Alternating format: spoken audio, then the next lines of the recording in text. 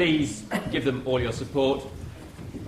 We don't mind how much you cheer, how much you boo one particular character, and you will be expected to join in when one of the Spanish Inquisition tell you to do so. Thank you very much.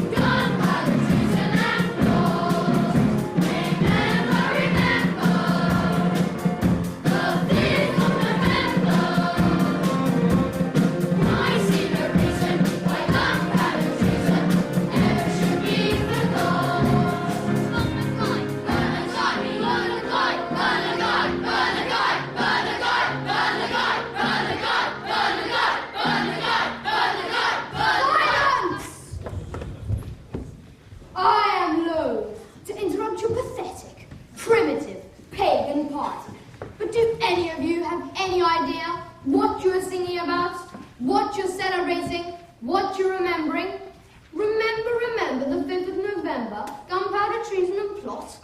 Remember, how could anybody forget? Gunpowder, I'll give you gunpowder, 36 barrels of it, a room full of it, 2 tons of it, enough to blow Parliament and those high and mighty Protestant peers to the 4 winds. 36 barrels of it, all stacked cleverly, all moved secretly and silently, but right under the noses of that turncoat of a King James and his lackey, Robert Cecil. Treason? Treason? You call it treason? Treason to do our country a favour, to rid our land of a spineless, selfish Scotsman and his lackey of a lapdog. Plot? Plot? This wasn't a game. This wasn't a play. No, this was the real thing. This was war. War with a plan so simple, so brilliant, so literally world-shattering. And 400 years on, what are you doing? Treating it as an amusing blip in history, an excuse to have a good sing-song, few drinks, and fireworks. And you make me the centre of it all. You've got it all wrong, you know. I fought for the cause, certainly, but I was just a foot soldier, a mere pawn in the game like so many others. For 400 years, I've been getting the blame. For 400 years, people have been reveling in my torture and my death. But it wasn't me, you know. I'm not the one.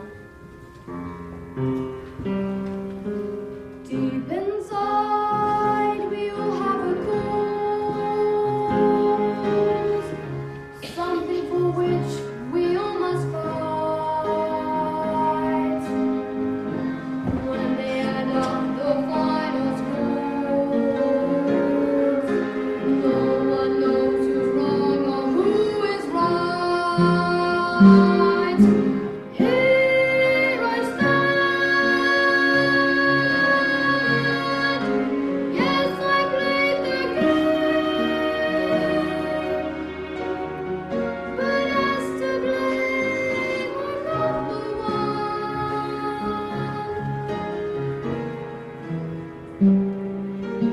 Here today, gone tomorrow. Blink an eye and he has gone. Let us not in joy or sorrow, for time just goes rolling on.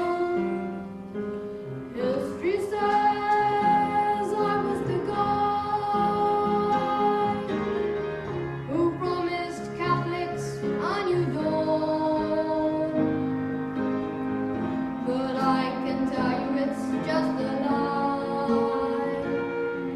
The truth is that I was just a pawn.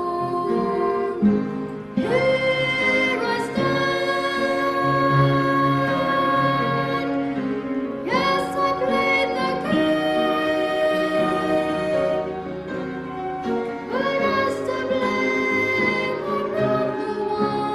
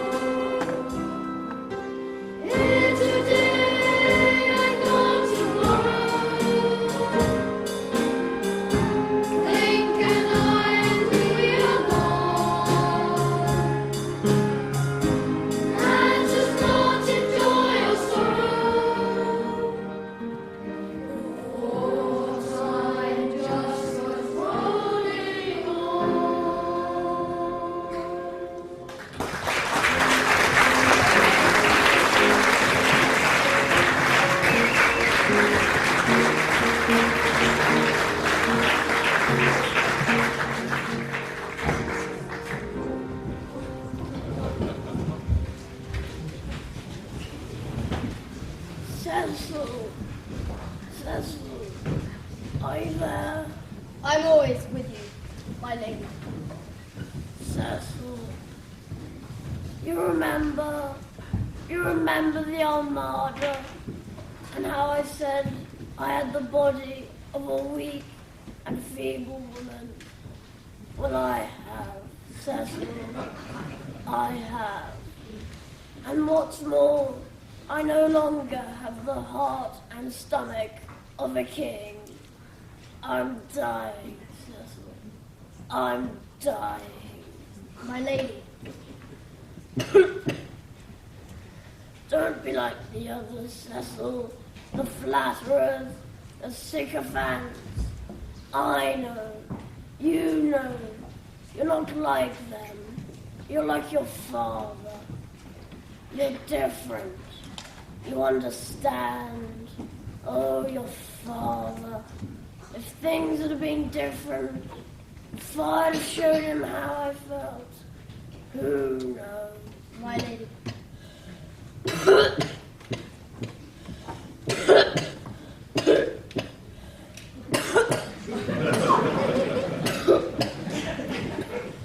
Cecil, Robert, promise me one thing, and then I can go to my last sleep in peace. Anything, my lady. Anything. The Catholics, Robert.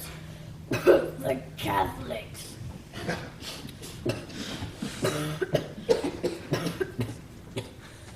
They must continue to be subjugated.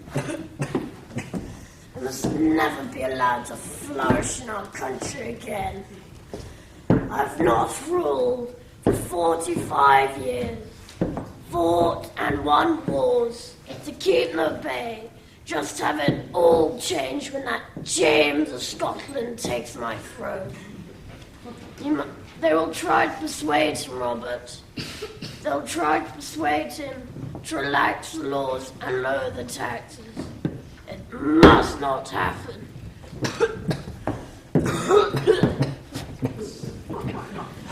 You must see that it doesn't happen. You have the power. You have the influence. You have the brains too. Will you promise me that, Robert? I promise, my lady. Good, good. You've made an old, frail, dying woman happy. Go now. You will not see me again. But you'll always hear my voice. I will always be with you.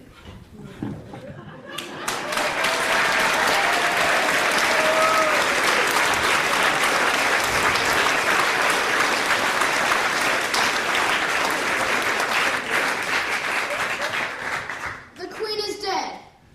Long live the King.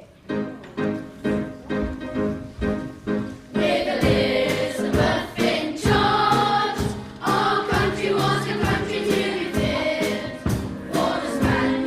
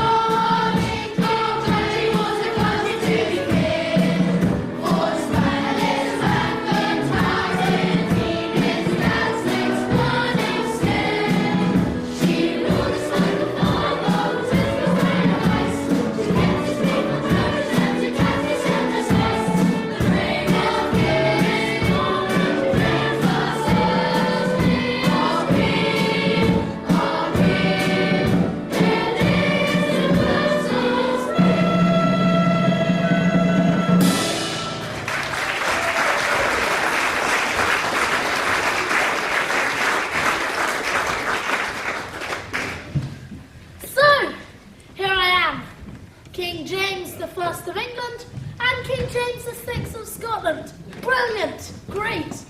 Just think of all the things I can do now I'm king of both countries. I can...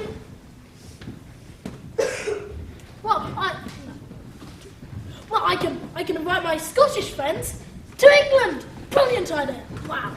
And I can invite my English friends, the English who will become my friends.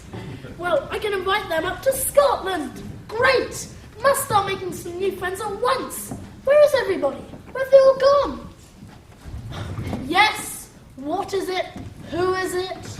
Thomas Percy, sir. Thomas Percy? Thomas Percy? He was always coming to see me back in Scotland. Never could figure out why. There must have been a reason, I suppose. Yes, well, doesn't he realise that I am king of both England and Scotland? I really am most frantically busy.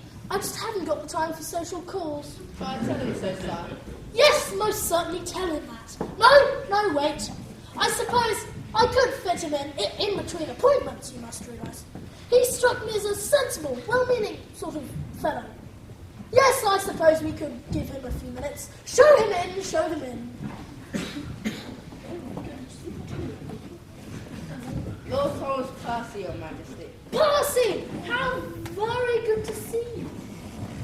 On the contrary, Your Majesty, how very good of you it is to see me, with so many great affairs of state, so many really important people to see, and so many vital decisions to make. It's immensely kind of Your Majesty to even consider seeing such a comparatively unimportant, humble, but loyal subject as myself. I knew I liked the fellow. He talks such sense. Yes, well, a king can't spend all his time surrounded by fawning courtiers. He has to listen to his people, to the common man. He has to know what his people think, not what his secretaries and councillors of state say they think. Now, you've always struck me as a nice sort of chap. Tell me, how am I doing? Doing, Your Majesty? As king, damn it, as king. Do my people like me? Are my people happy? How could they not, Your Majesty? Quite excellent. I knew you'd know. You're a good chap, Percy. One of the best. Tell me, what do they say? Say, Your Majesty? What do my people say? They think I'm wise, statesmanlike, brave, just, witty, handsome even. Many do, sire, say just that. Many? I, sire, many. Why not all? Who doesn't say so? Percy, tell me. Sire, the majority of your subjects do indeed consider you are wise, statesmanlike, brave, just, witty, and almost certainly handsome. Yes, but who doesn't? And why not? There are some of my own acquaintances who are not as fortunate as I am to be privy to Your Majesty, who do not, cannot see. Cannot see what? Damn it, man, spit it out. Sir, forgive me, this is very difficult for me. They're my friends, some are even of my own family. Well, Percy, it doesn't matter to me who they are. I simply want to know why they do not consider me wise, statesmanlike, brave, just, witty, and handsome. They are Catholics, my lord. So? Well, that's just it, Your Majesty. They're Catholics. And what right, Percy, have these Catholics been given to not recognise the wisdom, statesmanship, bravery, justice, wit, and handsome physique of their king? Perhaps, sire, they feel nothing has changed. Changed? Changed since when?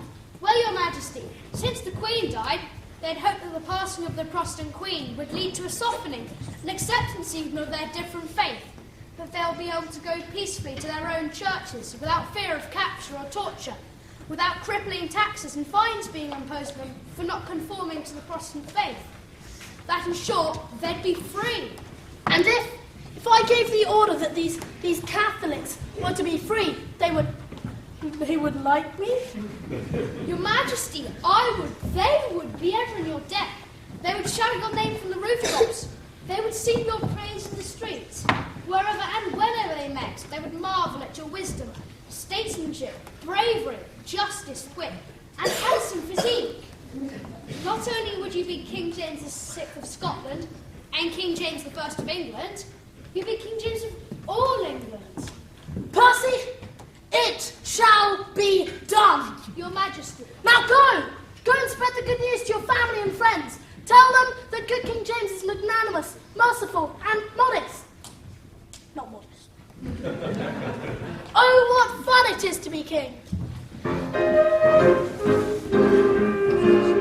Oh, what fun it is to be king! Oh, what fun it is to reign! This life is an absolute breeze. You can do as you damn well please. You won't have to work again. You won't have to work again when you're king. What fun it is to be king! What fun it is to reign! Your friends can be bought and sold with presents of silver and gold, and the dues of the city's due. Those who really please you. As soon as I was born, he started to sing, 'cause I knew one fine day that he would be king. Yes, he'd be king. Oh, what fun it is to be king. Oh, what fun it is to reign. This life is an absolute breeze. You can do as you damn well please. And you won't have to work again. You won't have to work again when you're king. What fun it is to be king! What fun it is to reign! You can spend all the cash you choose on presents and fancy shoes, and none will mock you. They can never mock you. As soon as I was born, he started to sing, 'cause I knew one fine day that he would be king. Yes, he'd be king, yeah.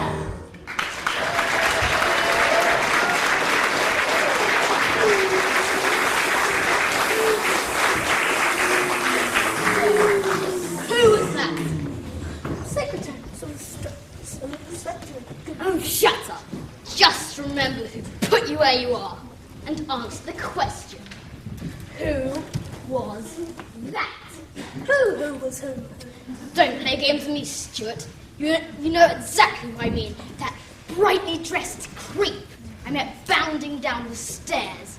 He looks as if all his birthdays had come at once. I've never seen a smile so wide, and I mistrust anybody who is that happy. So, who was he? Secretary of State. Listen, Your Majesty. Let's get this straight. You are King of England because I put you there. I put you there because I need you there. I need you there because the country needs a king who's a brainless, snivelling yes man who'll do what he's told when he's told, while the people with the real power behind the scenes pull the strings and make things happen. Now, if you can't go along with that, I'll make you sign your own death warrant and have your smelly, lice-infested head put on a spike and sent back to Scotland to join your mothers. So, who was he? He was a good man. The only good man is a dead man. Who was he? He was Percy. He was called Thomas Percy. Ah, Catholic. Thought I could smell Catholic when I passed him on the stairs. A happy Catholic. That's a contradiction in terms. What did he want? Oh, he didn't want anything. Oh, don't try to fool me, Stuart. You couldn't even begin. Thomas Percy is not going to come all the way down from Northumberland just to pass the time of day. Well, not with you, because we smell. Ah, well, that, Secretary of State, is where you are wrong. What do you mean? He came to see me at least 3 times back in Scotland. Actually, we're quite good friends. Stuart, you don't have friends. You have sycophants. If that crawling Catholic had been fawning around you, he must have wanted something badly. And judging by his odiously happy expression, you must have obliged him. What did you grant him? A knighthood? Dukedom? No, nothing like that. Pity. It would have been fun disillusioning him. There's nothing like building up a Catholic's hopes, then shattering them. It makes them really angry. And when they're angry, they do something stupid, like those idiots who refuse to go to our Protestant churches. And that gives us an excuse for a bit of torture, or even execution. So, what did he want? I promised him freedom. Freedom. Freedom to do what? Freedom to do what you just said. Freedom from fines and prejudice. Freedom to do what they want. I think it's a really good idea. Just think how everybody will like me. Yes, they will. Terrific. And just suppose, I allow you to make such a magnanimous decision. You will? No, just shut up. You're just in the chair. What will the rest of your population think? Those respectable, God-fearing, Protestant people who make up the majority of your kingdom. What will they think when those Catholics decide to celebrate their freedom by imposing themselves on the rest of their country, worming their way into positions of power, corrupting the same sensible way of life our dear late Queen and her father worked so hard to foster? Will they love you? No, of course not. What can we do? Secretary of State, I gave my word. Your word. Your word isn't worth a damn, and you know it. As to what we can do, we can increase the searches. We can step up the fines. We can increase the executions. There, sign that. Sign it, I say. No, okay. Good girl. We'll give them a week or so to spread the good news, and then we'll throw this at them. Think of the despair.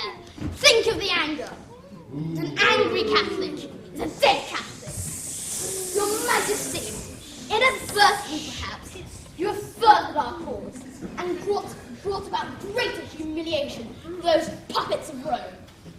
The late Queen and her father would have been proud of you. You are indeed the wisest fool in Christendom. Thank you.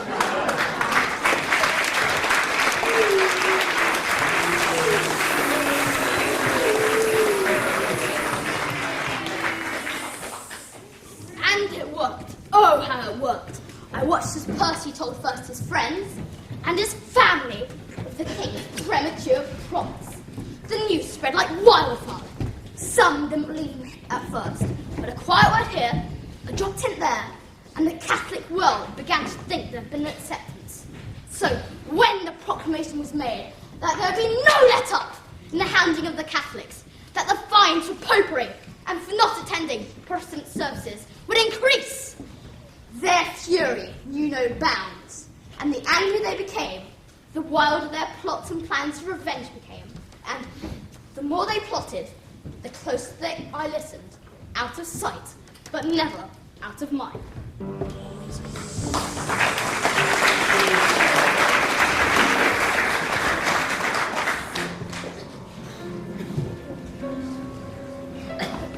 Lord Percy, there is a gentleman to see you. Catesby, Robert, I scarcely know what to say. It's bad, Thomas. It's very bad. All over the country, people are beginning to celebrate at their new freedom, rejoice at the lifting of the restrictions. And then... He promised, Robert. He promised. He stood there and told me, Percy, it shall be done. I just don't understand. His word is worth nothing, Thomas, nothing. And he is worth less than nothing. He is a vacuous, brainless puppet in the hands of his so-called courtiers and advisors. He must pay, Thomas, he must pay. They all must pay. Every last one of them. The king, the princes, those overfed, over-moneyed Protestant parliamentarians, all of them. We must strike at the very heart, and we must strike hard and loud, with no thoughts for ourselves. The harder, the louder, the better. We must shake the very foundations of their cosy, comfortable world to the core. But how, Robert? How? Bates, we must tell him. Listen, Thomas, listen.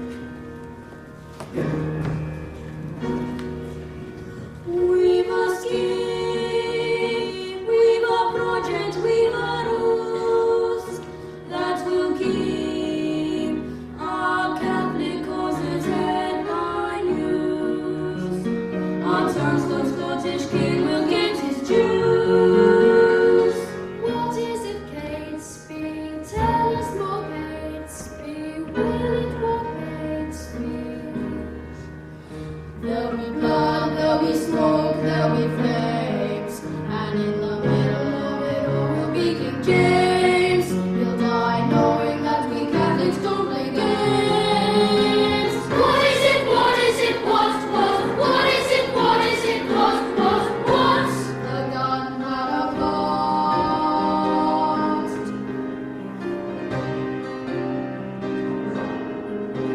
They will burn, they will boil, they will fry. They will scream out in terror as they die, as the flames lick ever upward in the sky. And when they're gone, the country will be ours. No more taxes, fines, tortures in the towers. We'll have positions of importance, we'll have powers. What is it? What is it? What is it? What is it? What? The gunpowder plot.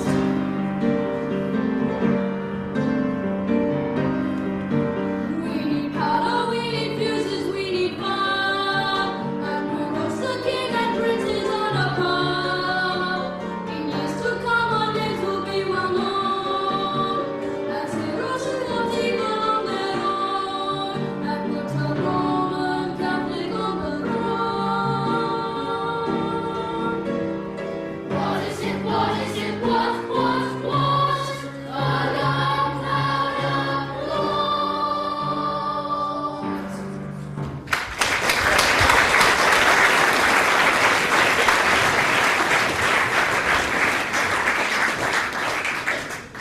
Landlord, word in your ear. Yes, sire?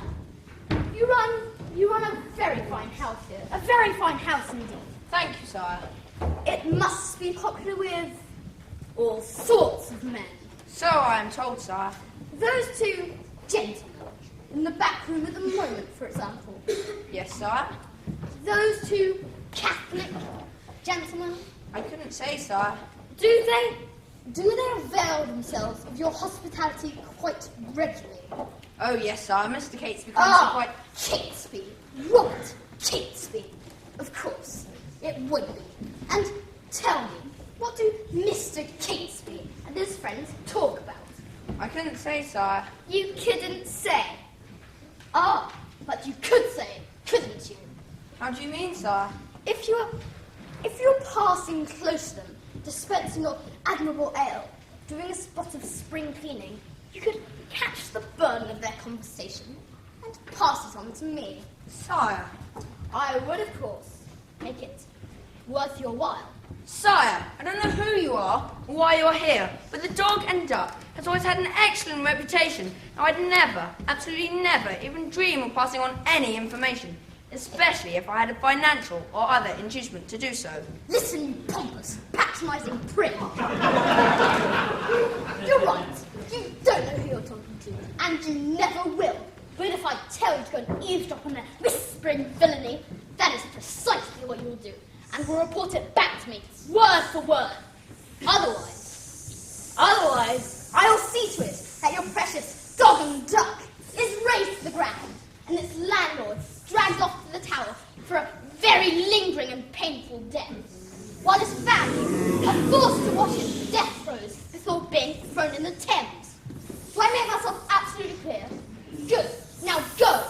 Go and loosen their tongues with some more of your revolting gripe water. And be sure to let me know everything they say. Every word, you understand? Something is afoot, I'm certain. And I must have every word. Go.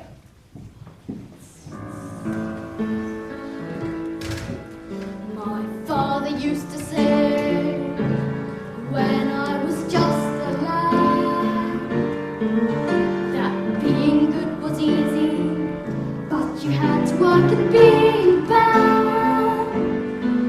But what did he tell me, though I wish that he had done, was that being good was easy, and that being bad was fun. I'm Hung up on evil, sated with sin. You don't imagine how wicked I've been. I've cheated, tortured, stolen, and lied. Backstabbed, bullied, blackmailed, outright. At 5 I used to get my kicks from screaming dirty words. By 10 I graduated on the pulling wings of birds. Watch these Catholics dance my tune with plots and speeches brilliant. They're building up the hopes and dreams while digging their own graves. Hung up on evil, sated with sin. You just don't imagine how wicked I've been. I've cheated, tortured, stolen, and lied. Backstabbed, bullied, blackmailed, outright. Now that I've inherited a top-notch job with queens and kings, a sadistic monster puppeteer who captures as he pulls the strings. Watch these Catholics dance my tune with plots and speeches brilliant. They're building up the hopes and dreams while digging their own graves. I'm Hung up on evil, sated with sin. You don't imagine how wicked I've been. I've cheated, tortured, stolen, and lied. Backstabbed, bullied, blackmailed, outright. Hung up on evil, sated with sin. You just don't imagine how wicked I've been. I've cheated, tortured, stolen, and lied. Backstabbed, bullied, blackmailed, outright. backstabbed, bullied, blackmailed, outright.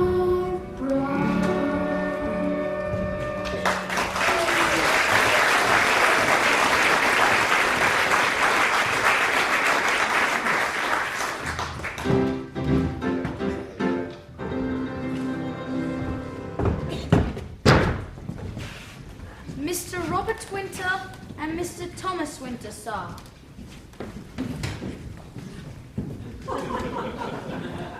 So, you two are brothers, is that right? Yes, absolutely. I'm Robert Winter, and this is Thomas Winter. And you do everything together? Everything. Where he goes, I go. What he does, I do. What he says, I say.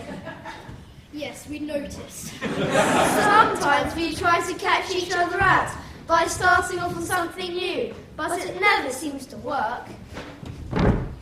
Hey! Did you go to bear baiting last night? See, we try our best to say something different to each other, but somehow we always end up saying the same thing. It really is very annoying. It certainly is. I'm sorry. There doesn't seem to be anything we can do about it. No matter, 2 heads are better than 1, and 4 legs are better than 2. Now, will you join us in this matter?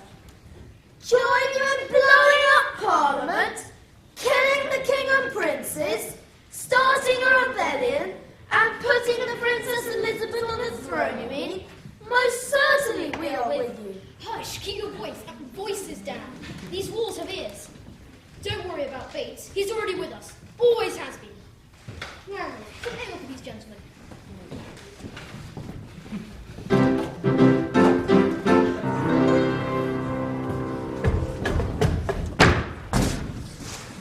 Mr. Christopher Wright and Mr. John Wright, sir. Another pair of brothers. Not you as well.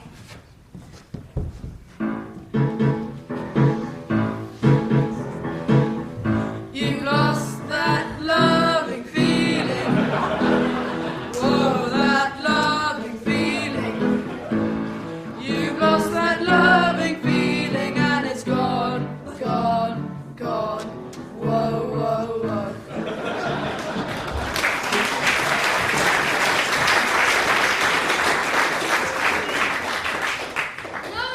No, you're the Wright brothers, not the righteous brothers.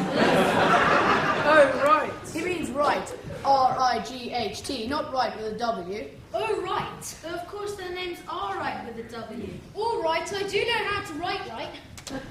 We don't know how to write right, but then we were never very good at spelling at school because we always copied each other's work. How can you have any work to copy it? Oh, never mind. Now, Mr. Wright and Mr. Wright, where do you come from, and how do you think you can help us? Well, we're from Dayton, Ohio. In the US of A. And we've gone and built us this here machine. I guess around here you folks might call it an aeroplane. No, not those Wright brothers. Oh, shucks. You're not the early 20th century aviators, you're the early 17th century conspirators. Conspirators? Right, got it. And what are we conspiring to do? To join us in blowing up Parliament, killing the king and princes, starting a rebellion, and putting the Princess Elizabeth on the throne. Will you keep your voices down? Anybody might be listening. Landlord, come here for these gentlemen.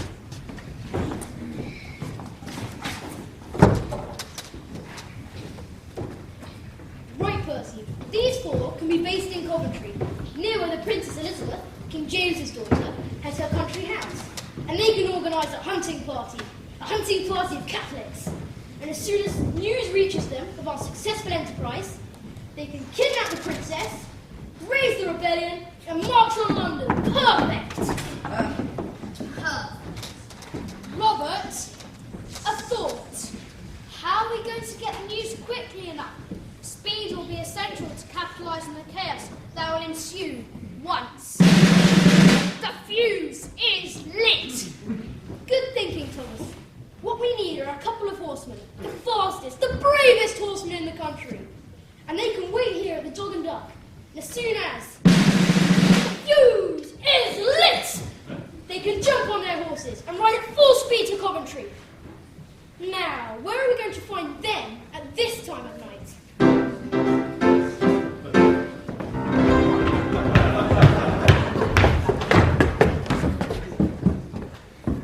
Mr. Robert Keyes and Mr. John Grant, sir.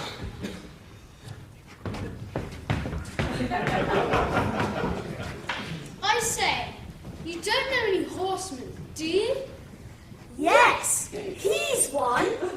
And are you? Is he very fast? Oh, yes, he's the fastest horseman in England, bar none. How can he be the fastest horseman in England, bar none, if you're... Oh, God, we're doing it now. And are you the bravest horseman in the country? Brave? Good sir, we laugh in the face of danger. Ha ha. And do you know the way to Coventry? Well, you can take the M1, having turned left just before Leicester, But I prefer the A423 from Banbury, having taken down 40 out No matter. Now will you join us in this enterprise? What enterprise is that, sir? To join us in blowing up Parliament, killing the king and princes, starting a rebellion, and putting the Princess Elizabeth on the throne. Will you keep your voices down? Do you want the whole of London to hear our plan? Landlord, some ale for these gentlemen.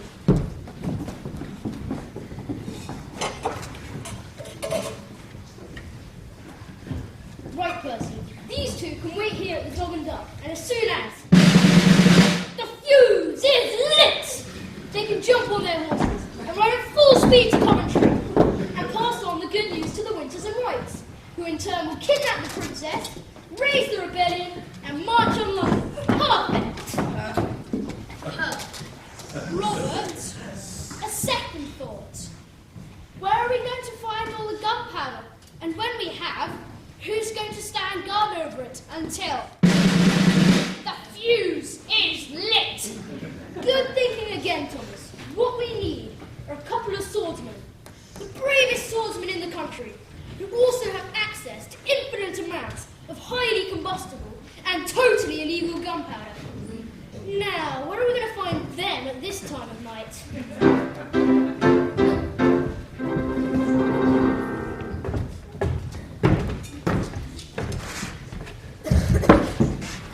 Sir Everard Digby and Lord Ambrose Rockwood, sir. Mr. Digby, Lord Rockwood. I'm pleased. Do call me Everard.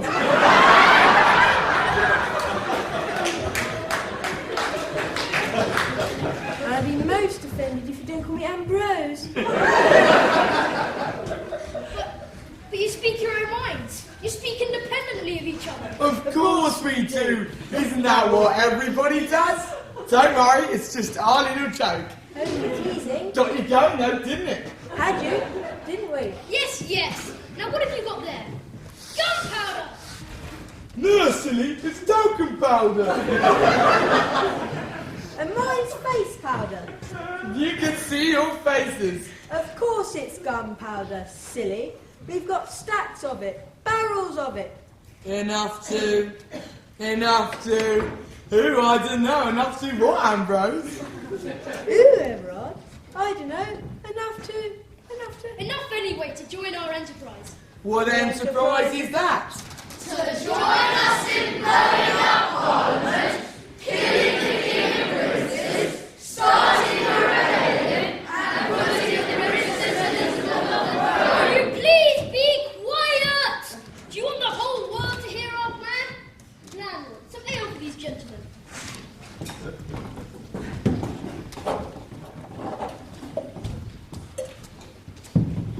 Right, Percy. These two can provide the gunpowder and guard it. And as soon as the fuse is lit, they can run to here to the Dog and Duck and tell our friends that the plan has been successful.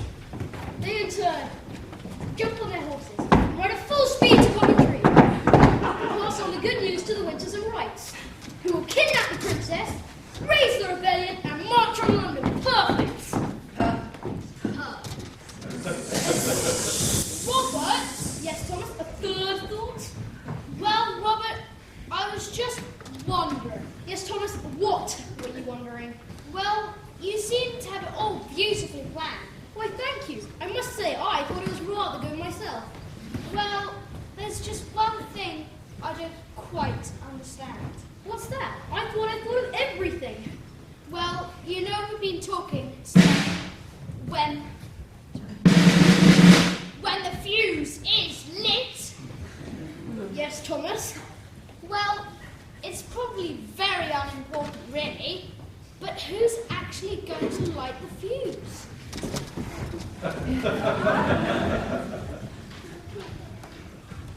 Well, really, do I have to think of everything? No, Robert, you don't. What we need is a brave but foolhardy, mercenary soldier who has spent much of his time abroad in Spain, therefore becoming an expert in gunpowder, who will not consider the consequences to himself after. The fuse is lit!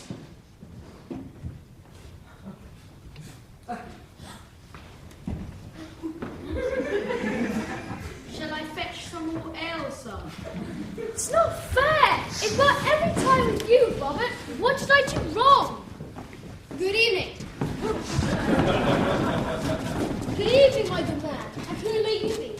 I, sir, am a brave but foolhardy mercenary soldier who has spent much of his time abroad in Spain becoming an expert in gunpowder. It worked! It worked! Hush, Thomas!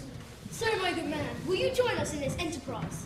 And what enterprise is that? To join us in blowing up Parliament, killing the king and princes, starting a rebellion, and putting the Princess Elizabeth on the throne. I don't believe you people!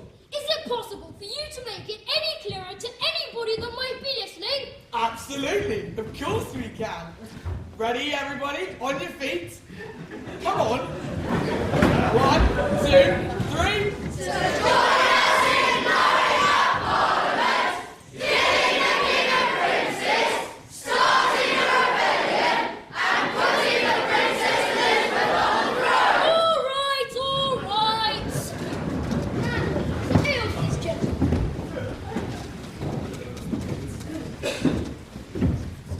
Right, Percy, the plot is complete. This gentleman will light the fuse. These two will run here to the Dog and Duck and tell our friends here that the plan has been successful. Then you will jump on their horses and ride at full speed to Coventry and pass on the good news to the Winters and Wrights, who in turn will kidnap the princess, raise the rebellion, and march on London. Perfect!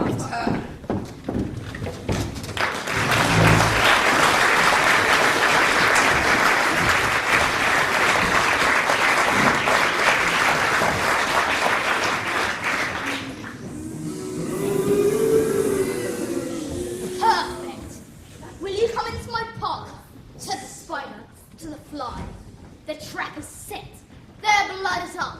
Their plans are ready to put into action. Little do they realise that their every word is overheard, that their every thought is put into their heads by the master puppeteer behind the scenes. All we need now is some hard evidence with which to prove their guilt when their ridiculous plot has failed. And I think I have just the dupe who might provide it. Francis Tresham, if I'm not mistaken. So it's a Secretary of State. Good evening. Good evening. How absolutely delightful to see you. Are you visiting the Dog and Duck? Oh, but I think you are. And do you know who you're going to see there? Your old friend and Catholic colleagues, Robert Catesby, and his acolyte, Thomas Percy. Oh yes, Tresham. I know they're your friends. You forget. I know everything about you. Everything. Everything? Everything. Even where you've just come from. Yes, poor girl. And what would your wife think? What do you want from me, Cecil? Not what I want from you, Francis. You've nothing that can interest me. It's what I want from Catesby and his cronies. It's just that you're going to get it for me. I am? You are, unless you're in your rather sordid private life to be the talk of London, and your shady business dealings to be brought to the attention of the king. Oh yes, I know about that too. Damn you, Cecil, what do you want from them? A date and a time, nothing more. A date of what? A time of what? This letter is addressed to a Lord Monteagle, your brother-in-law, I believe. Another crawling Catholic. Only this Catholic sits in Parliament. God knows why. Why he can contribute to any sensible debate is beyond me. This letter, written by me, but purporting to be from some Catholic friend who wishes him well, warns Monteagle to absent himself from Parliament, and I quote, "They shall receive a terrible blow, and yet they shall not see who hurts them." Cecil, what does this all mean? It makes no sense. It means, Francis, that your friend Catesby and his brainless followers hatch a ridiculous, childish plot to deal Parliament a terrible blow, and this letter will prove their guilt when when their plot fails. As you know it will. I just need to know when, Francis. When. And you're going to find out, aren't you? Oh, yes, you are. I'll give orders to the tower for the rats to be fed and the thumb screws tightened. Don't fail me, Francis. Don't fail me.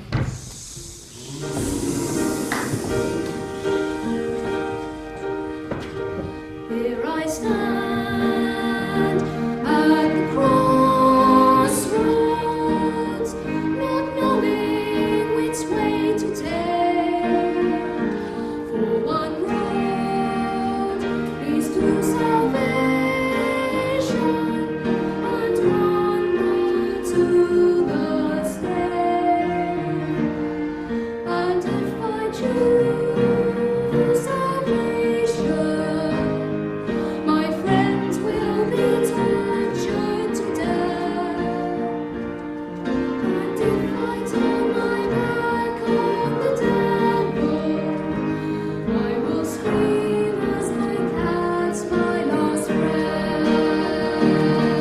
Don't tell me you played the hero, I don't believe you. Might have brave ideas, don't let them deceive you. Once you feel the spider's web, you won't give your friends a thought. You'll watch them run and scream in pain. So long as you're not caught. Here I stand at the crossroads. God help me to choose aright, for I know which way to heaven. The road is paved in light, but this road short and easy. One blink and the whole journey's gone. I'll soon forget I travelled it, as my life goes rolling on. Don't tell me you played the hero, I don't believe you. Might have brave ideas, don't let them deceive you. Once you feel the spider's web, you won't give your friends a thought. You'll watch them fall and scream in pain. So long as you're not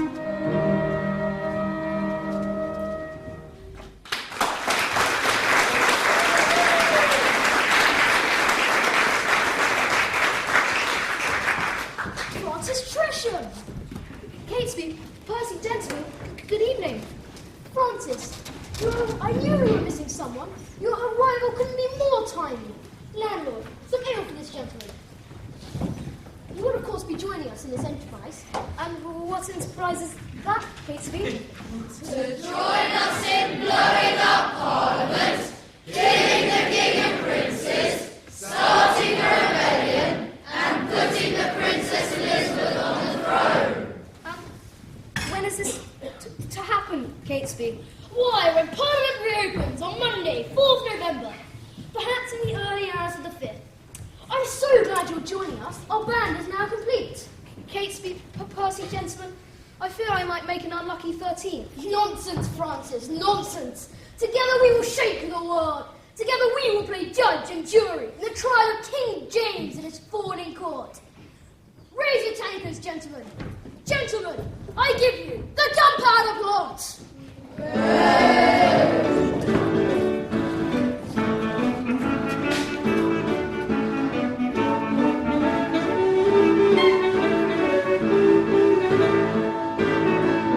We speak with one voice to welcome men and true, a joy of the tears with a faithful job to do. We will not shirk, we will not want to play, to bring about the joy of a Catholic new day.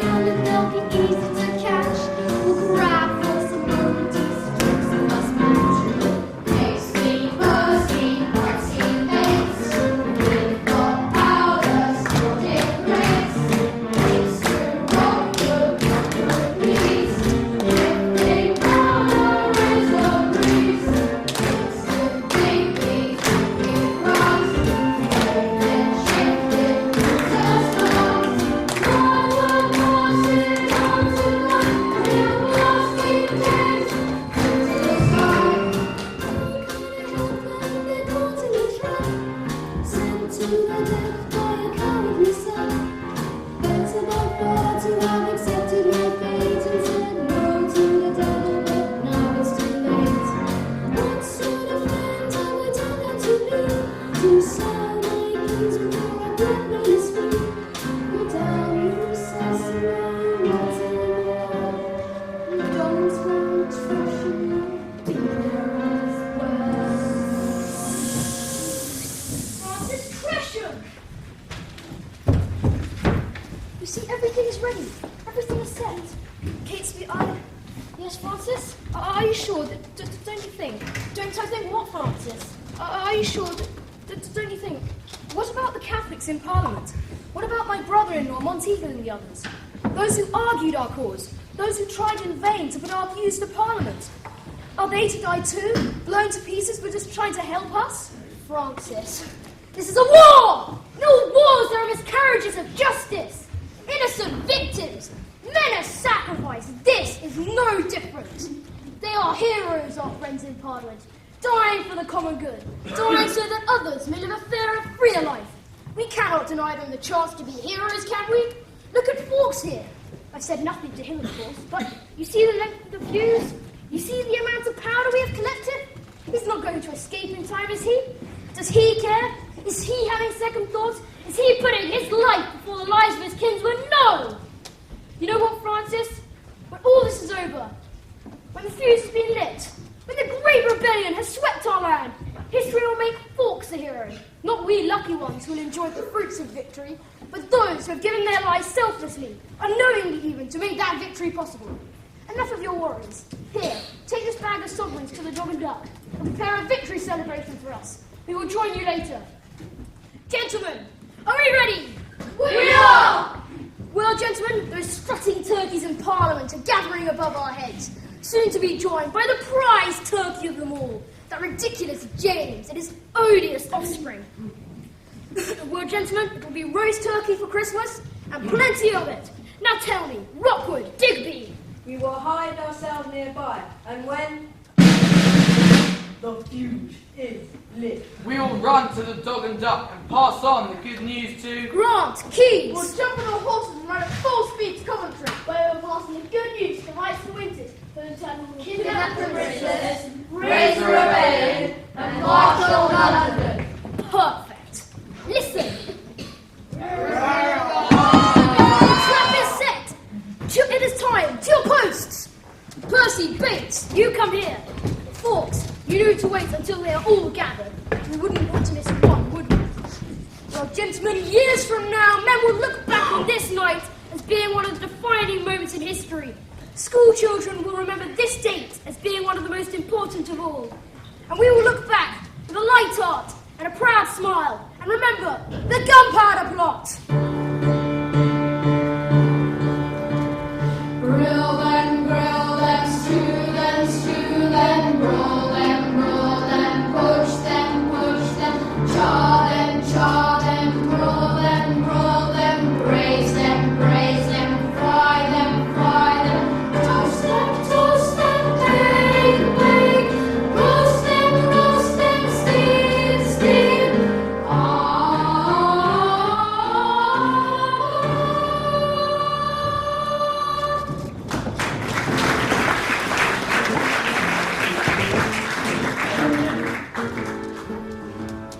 Raise silence and be upstanding for His Majesty King James the First of England and his Princes Henry and Charles.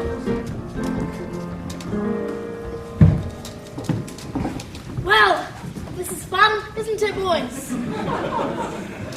Well, what news from the Shires, from the common man? Is everyone still deliriously happy to have me as their king? Am I still hailed as good King James of Scotland and all England? Am I still thought of as the wisest, most statesmanlike, bravest, most just, witty, and, of course, well, handsome monarch of all times? Your Majesty, your people, of course, are mostly content. Mostly? Why not totally? Completely? Well, Your Majesty, there has been one or two small rumblings in the lower orders. Rumblings? What rumblings? Then your minister should explain, Your Majesty. My ministers? Who? Oh, them. Go on your feet. Explain these rumblings. Well, Your Majesty, to begin with, there are the horses. The horses? The roads and bridle paths are choked with them, Your Majesty. It can take hours, even days, to ride quite short distances. Of course, the price of feeding the horses, even if you use fat-free oats, is absolutely ruinous. There are now so many horses that the Lord Mayor of London is going to charge extra to allow them into the city. But for heaven's sake, man, why don't people use the coaches and four? There's a wonderful nationwide network of them, isn't there?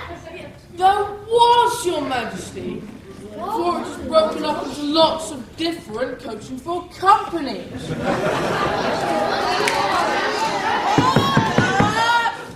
Now they are too fiendishly expensive and never seem to arrive or depart from where they say they will, when they say they will. I'm told they can be very uncomfortable and badly maintained as well. Some of the coaches are from good King Henry's time, and the horses are no better than broken down old nags.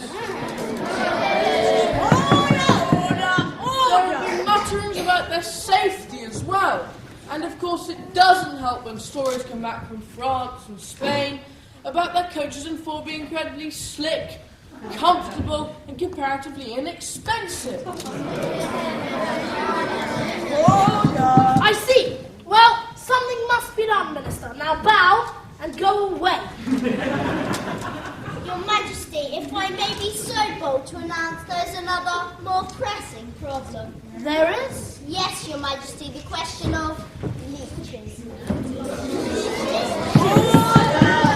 Seepage of people have been for ages, months, years even, and when the leeches do arrive, there aren't enough people who know how to deal with them, and the ones who do are very overworked and badly paid. We've tried raising taxes to get more leeches and more people who know how to deal with them, but the situation continues to get worse and worse. But this is dreadful. What will my people be thinking of me? They will be questioning my very wisdom, statesmanship, bravery, justice, wit, and even my handsome physique. This needs action, immediate action. Where's my chief minister?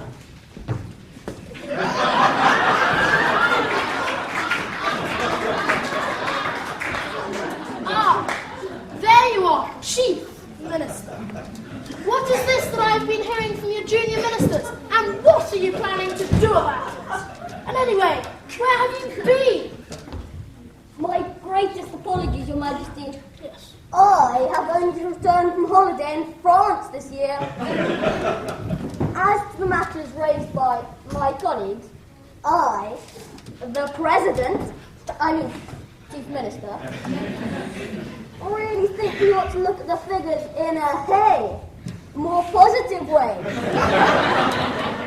Let's tell the people about those coaches and four that do actually arrive on time, or in the right place, and one or two success stories with the leeches. That way, they'll see, by introducing a whole new raft of initiative across the board, in a proactive way, we have improved, Your Majesty, the quality of life for everyone in the country in a very real way. As for the one or two bits of bad news, well, we could always bury them on a day of national celebration. Your birthday parade, for example. Well, incidentally, I think it'd be a very good idea when you walk from the palace for me to walk with you. Silence!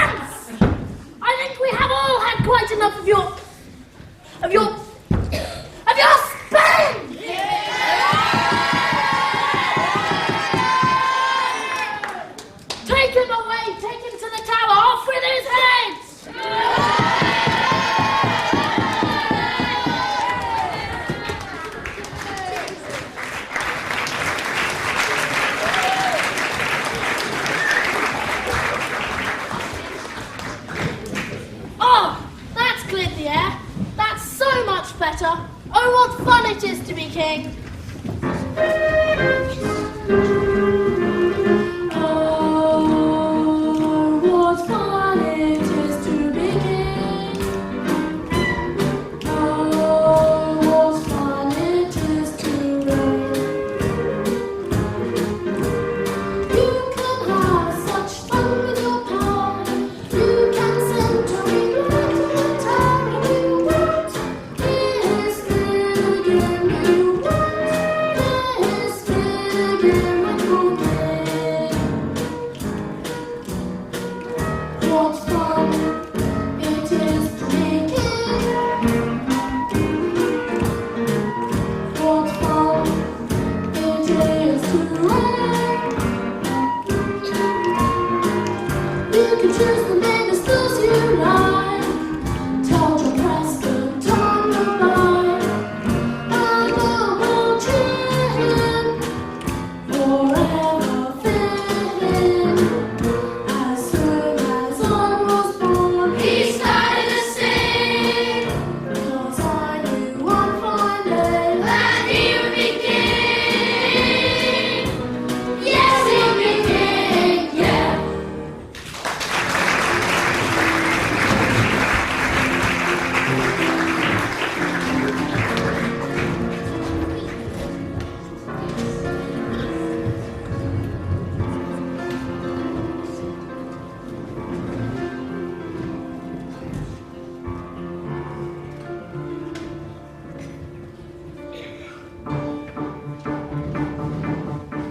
So now's the time to turn things inside out.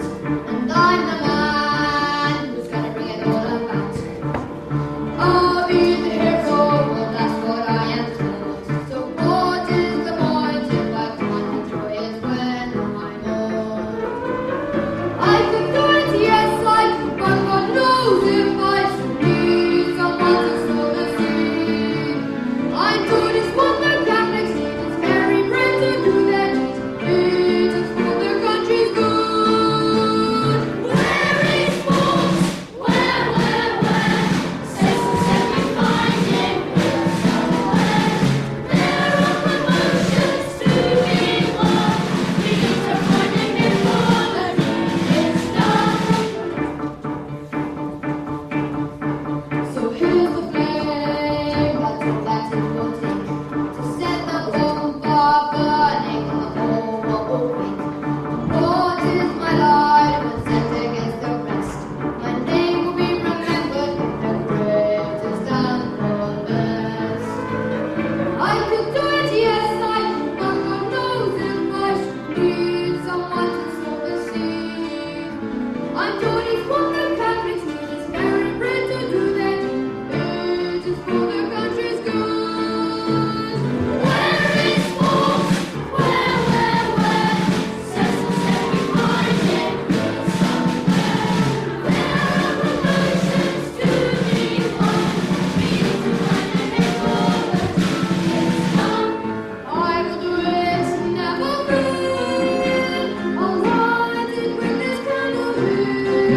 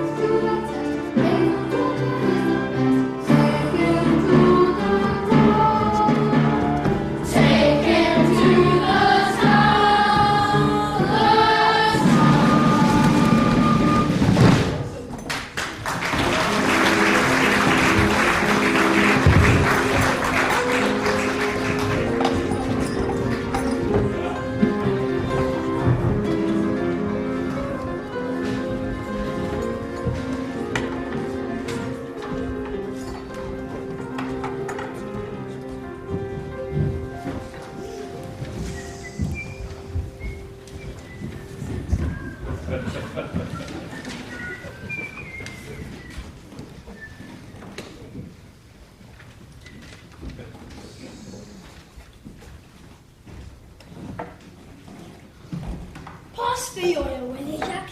The screw's not twisting as it should. Must be getting rusty.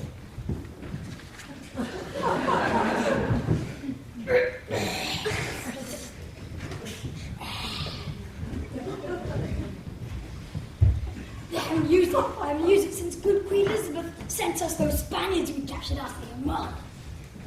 Here you are, Hugh. I've just been loosening the rack a bit, because last time it was too tight and the pod broke spine to break, as did his neck. So that wasn't much good, was it? Old man Cecil was furious. A dead body's not much good to him, is it? He never did get to find out the names of those Catholics he wanted. We better get it right this time. Who's the fellow he's sending us today? Any idea, Brian? Not a clue, Jack. Not a clue. But I hope temperature's right in this pot. Not much point in having the branding on. This isn't brand, is there? Hey, look. I see a toaster.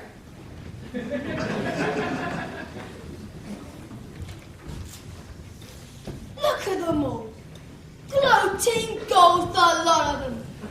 Fancy paying good money. And standing in a queue all morning just for the dubious pleasure of watching some poor bloke writhe in pain. They must be sick. Disgusting, I call it. Do you know what they sell at the souvenir shop on the way out? Crushed Spanish bone at a sovereign ounce. And t-shirts saying, visit the tower. It's a scream. Some people, I don't know.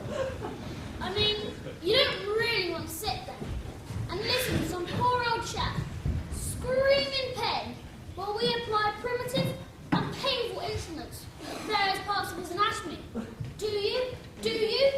Oh, yes, we do! Oh, no, you don't! Oh, yes, we do! Oh, no, you don't! Oh, yes, we do! Thick, I called. Hey, Hugh Ryan, look lively. Here comes Cecil with our visitor.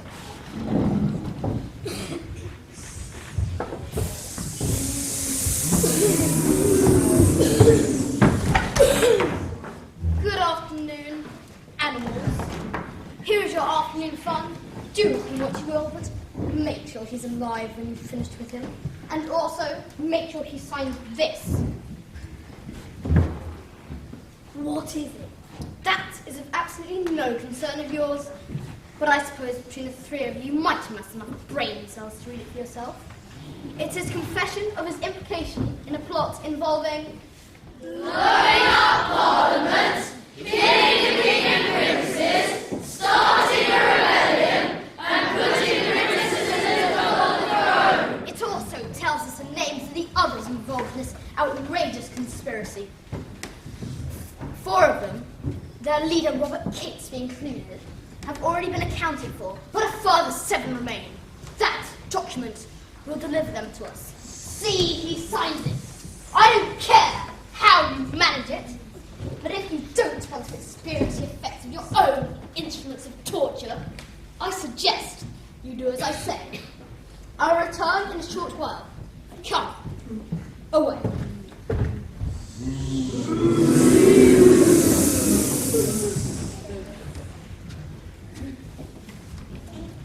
Hello. Can you hear me? Well, at least tell us your name. It's Fawkes. Guy Fawkes. Fawkes? Fawkes? What kind of name is that? How are your friends? Knives and spoons? I say. What do you call a prisoner who sings scales all day? I don't know. What do you call a prisoner who sings scales all day? Tuning forks! Come on, you've got to laugh. Why, it's not that bad. I've got another one. What do you call a prisoner who doesn't need to sing scales all day? I don't know. What do you call a prisoner who doesn't need to sing scales all day? Perfect pitchforks! This is ridiculous! I thought you were supposed to be torturing me. We are. Well, do get on with it. Anything's better than your ridiculous jokes. All right. Sit here, Fawkes. Well, I suppose we better introduce ourselves. And then we'll get on with it. There's the skull, and there's the pen. If at any time you want us to stop, just shout, "Stop! I'll sign!" And as long as we're not enjoying ourselves too much, that's what we'll do. Okay? Okay. Good. Right, listen carefully. Brian, you start. Good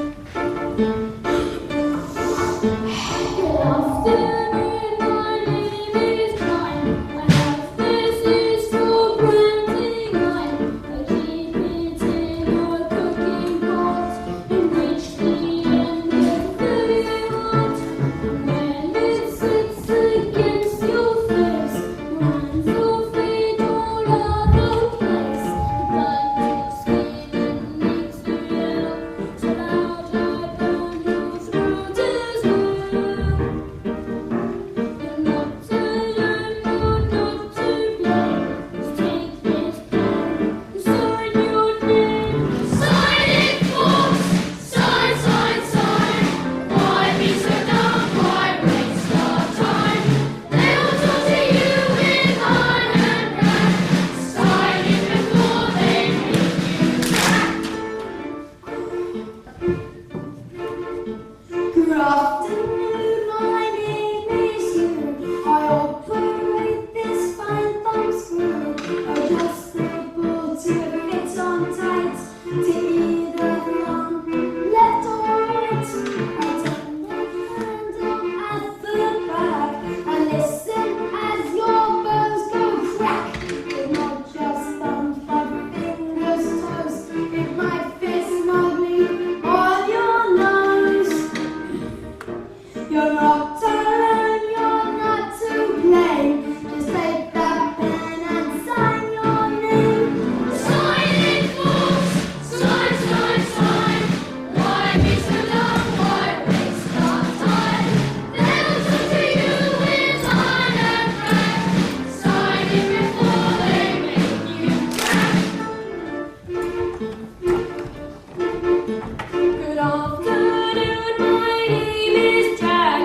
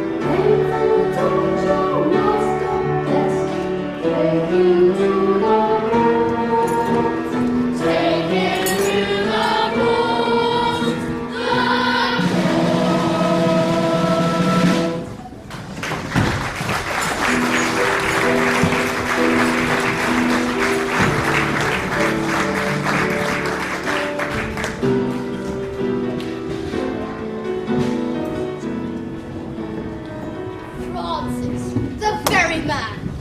How the devil are you? You're the devil, Cecil. This whole plot, this whole intrigue, it's been masterminded by you. Now we Catholics are more unpopular than ever, and already new laws have been set against us. We cannot appear in court or live in London. We cannot travel from our homes without a magistrate's permission. We're forbidden to be doctors or lawyers or seek other respectable professions. Our homes can be searched at will. Not only are we fined for not taking Protestant communion, but our property can be confiscated for this so-called offence as well. You knew this would happen, Cecil. You knew the country would turn against us if we were implicated in such a plot. And use me and my weakness to help you in your devious plan. What can I do? How will I ever be forgiven?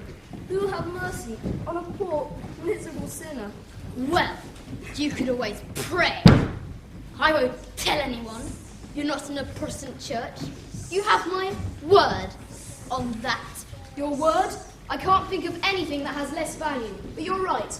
I must pray, and pray for your soul too, that someday there might be a chink of light in that deep, devilish darkness which is your heart.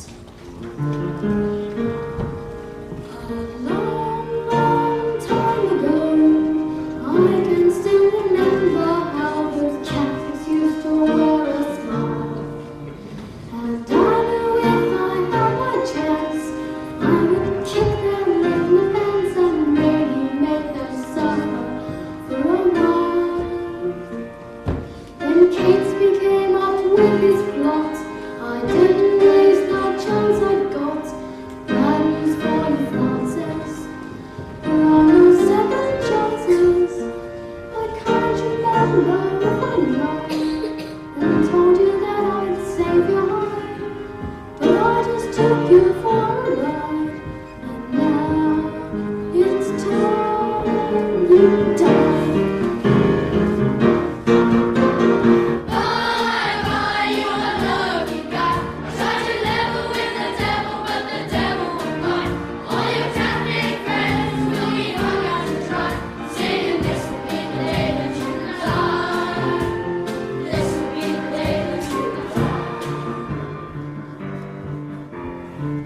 Did you think I'd let you live when you've no more useful tips to give? If you thought so, you're a fool. And did you believe I'd let you go with all those secrets that you know? When you know Cecil's real cool. 'Cause I knew that you are Gatesby's mate. You asking time and date. You both want King James dead. At least that's what you said. You're a useless, brainless, blackguard schmuck.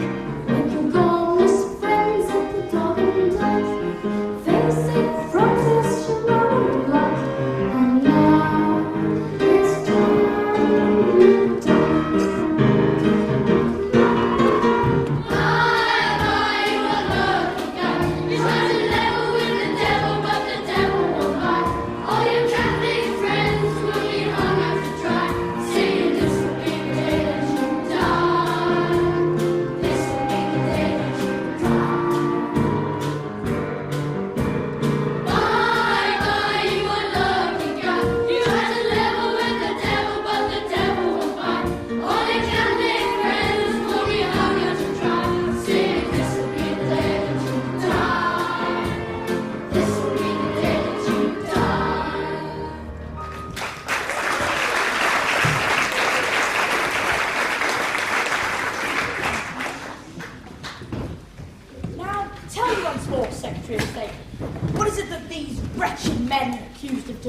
My lord, rather than rely on my word, why not put the question to the people?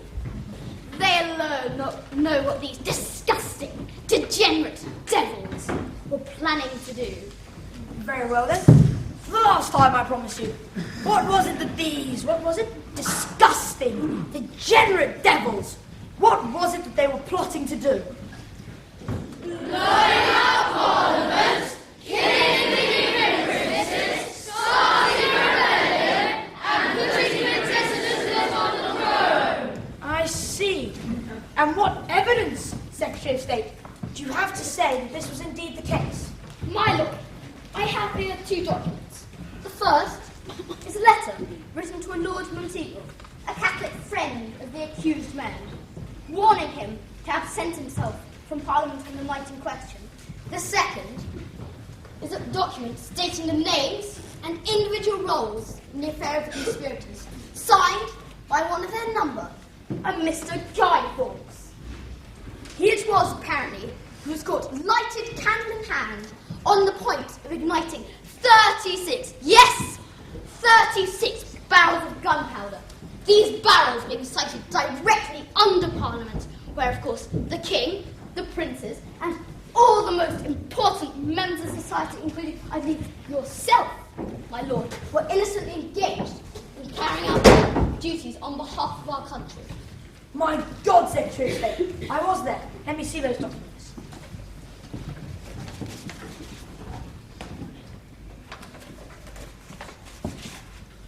But Secretary of State, it says here that there were 12 of the blackguards, but here I only see 8. Have you not managed to capture them all? Are more of these villains at large? Is the country safe? Fear not, my lord. 4 of them, including their leader, Robert Catesby, and his right-hand man, Thomas Percy, were killed when their hideout was stormed a few days after the plot was uncovered. A pity, because in some ways their relatively painless death would have been a blessed relief compared with what you have in store for this cowardly collection that remain. Not that I'm in any way cancelling the sentence of the court, do you understand? Of course not, Secretary of State, but you're right. Oh, yes, no question of that. Their death must be as painful, as public, excellent, as protracted, exquisite, and as prompt as possible. Now to business. I heard of a rather good order of execution the other day.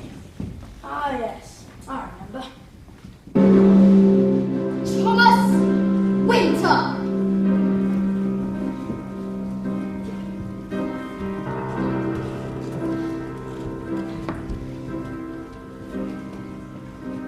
You shall be drawn to the place of execution, as you are no longer worthy to tread upon the face of the earth.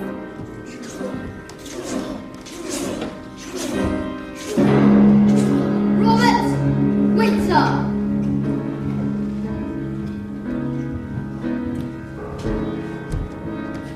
As you have been so destructive by nature, you shall be drawn backwards at the horse's tail.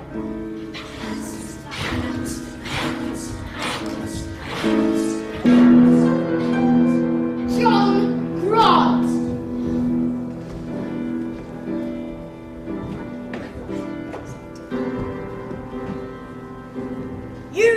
As God has made the head of man highest and most supreme part, you will be drawn with your head downwards, lying as close to the ground as possible, as you are unfit to benefit from the common air.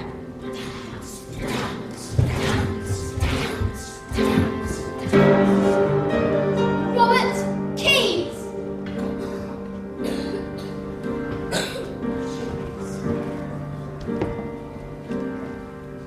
You shall be strangled, hung up high between heaven and earth, as you are unworthy of both or either.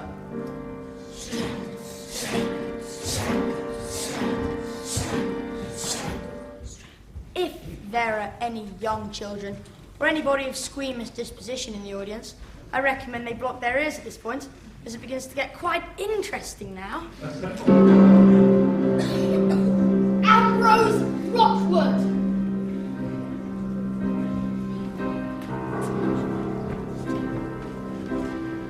You shall be cut down alive and have your privy parts cut off and burnt before your face, as you are unfit to leave any generation after you.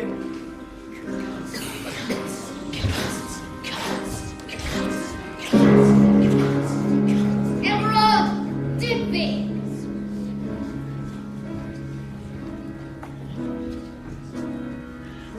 Your bowels will be taken out and burnt as you have inwardly conceived such a horrible treason. Ooh, how nice.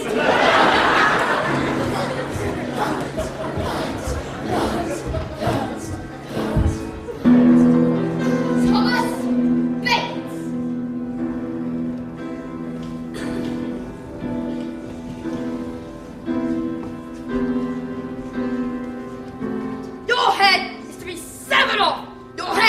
having imagined the whole mischief.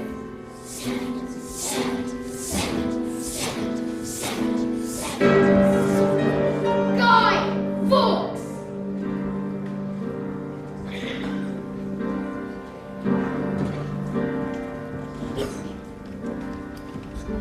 And lastly, your body is to be quartered, and the quarters set up in some high and eminent place, to be viewed and detested by all men, and to become a prey for the fowls of the air.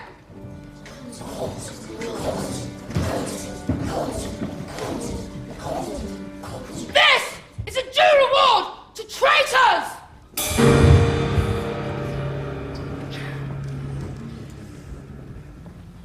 Well, it's usual to ask the prisoners at the bar if they have anything to say at this point, but it doesn't look as if they're in any position to do so. Secretary of State, do you have anything to add? Perfect. Absolutely perfect.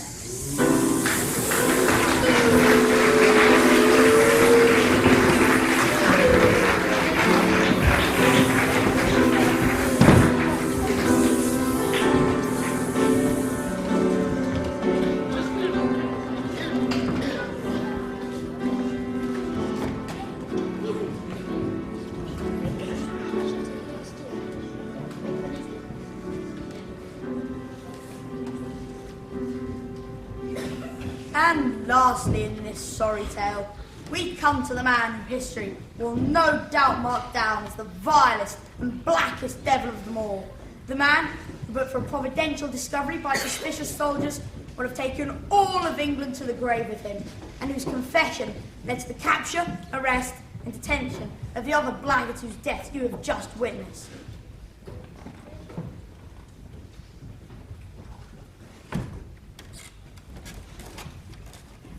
Fawkes, have you anything to say? Any last words? Any last pleas for forgiveness? History is listening, Fawkes. You can't save your life, but you can still save your reputation.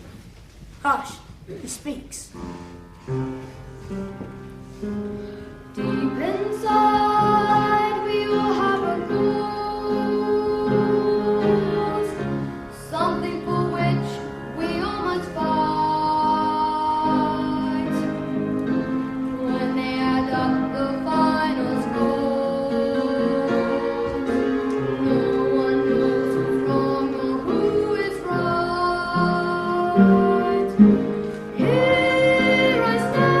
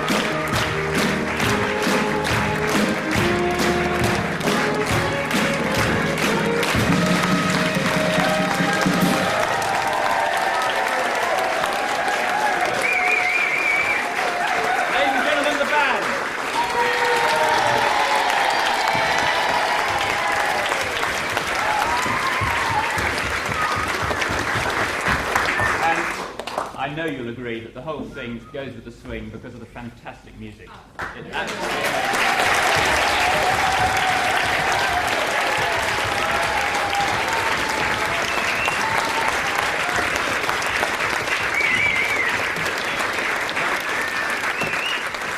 picture of the world premiere. There you are.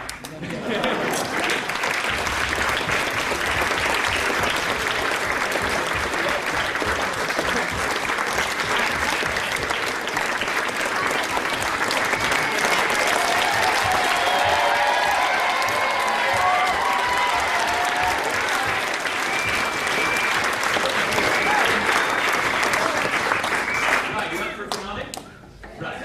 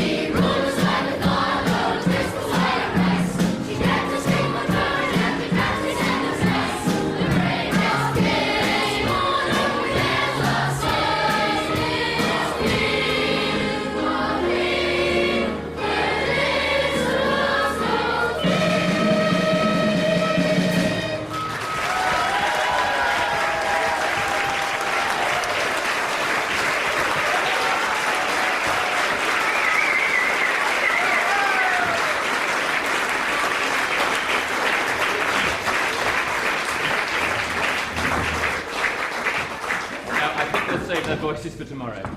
Thank you very much. Drinks that way, tea makeup that way. Thank you.